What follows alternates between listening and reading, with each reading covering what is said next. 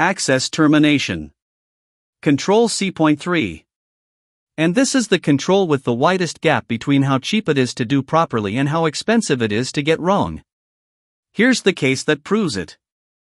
In November 2019, Stradis Healthcare, a medical device packing and distribution company, terminated its vice president of information technology, a man named Christopher Dobbins. In March 2020, over 115,000 of the company's records were deleted, right as Stradis was supplying protective equipment into the opening weeks of the COVID pandemic. Dobbins was sentenced to 2 years in federal prison. His access was never revoked. For weeks after he was terminated, he simply logged back into the network with the credentials he already had. He also created a secondary account under a false name to hide what he was doing. And then he did something deliberate: he planted scripts timed to execute weeks later. That put distance between his departure and the visible damage. When they fired in February and March 2020, they deleted or corrupted over 115,000 ERP records, the ones that let the company process and fulfill orders. Hospitals were placing urgent orders for medical gowns. The single failure that enabled all of it was that nobody disabled his account on the day he left. So what is access termination? It is the process of revoking a person's access to systems, data, and facilities when they leave, whether they resigned, were made redundant, or were dismissed. And the thing to understand is that the risk here is asymmetric. Revoking access promptly costs almost nothing. Failing to costs anywhere from a regulatory finding to a criminal incident affecting public health. The specific risks are these. Deliberate sabotage, where someone who left involuntarily has both the motive and, if you left their access on, the means. Data theft, client lists, intellectual property, financial records walking out for personal or competitive gain. Credential reuse, where retained logins get shared or sold, and suddenly unknown third parties have a trusted identity inside your environment. And plain compliance failure, because most data protection and financial regulations require prompt revocation. Retained access is a finding whether or not anyone ever misused it. Even 24 hours is a material risk window. At Stradis, the gaps were basic. No same-day revocation access survived for weeks. No offboarding checklist with explicit IT actions, so revocation was informal and inconsistent.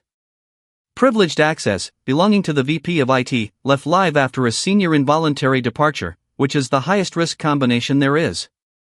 And no alerting when a terminated account logged back in, which is a cheap control that would have caught this in days rather than months. So what does good look like? Same-day revocation, where IT is notified before or at the same moment the employee is informed, and in sensitive cases access is cut before the termination conversation even starts. A checklist covering every category: Active Directory, VPN, email, cloud platforms, SaaS applications, physical badge access, completed and signed off within 24 hours. Immediate, non-negotiable revocation for privileged accounts. Alerting on any access attempt using a terminated account for 30 days afterwards, which catches credential reuse and retains session tokens. And periodic reconciliation of the Active Directory against the HR roster, to find people who left through a process that bypassed all of this. How does an auditor test it?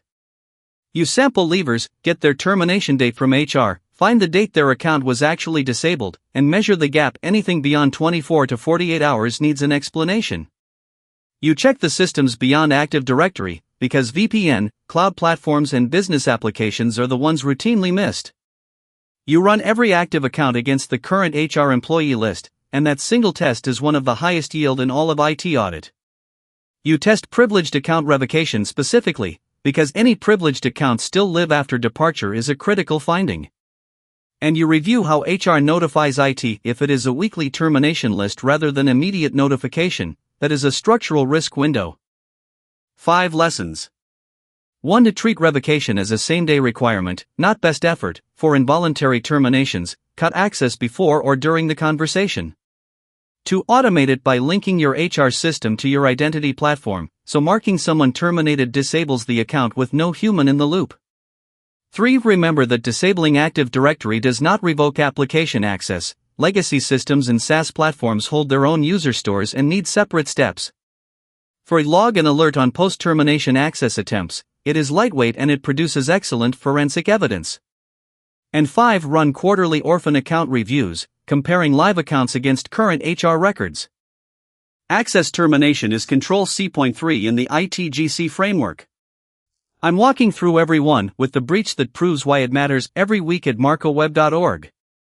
Subscribe to get them in your inbox, and try the free ITGC audit tool.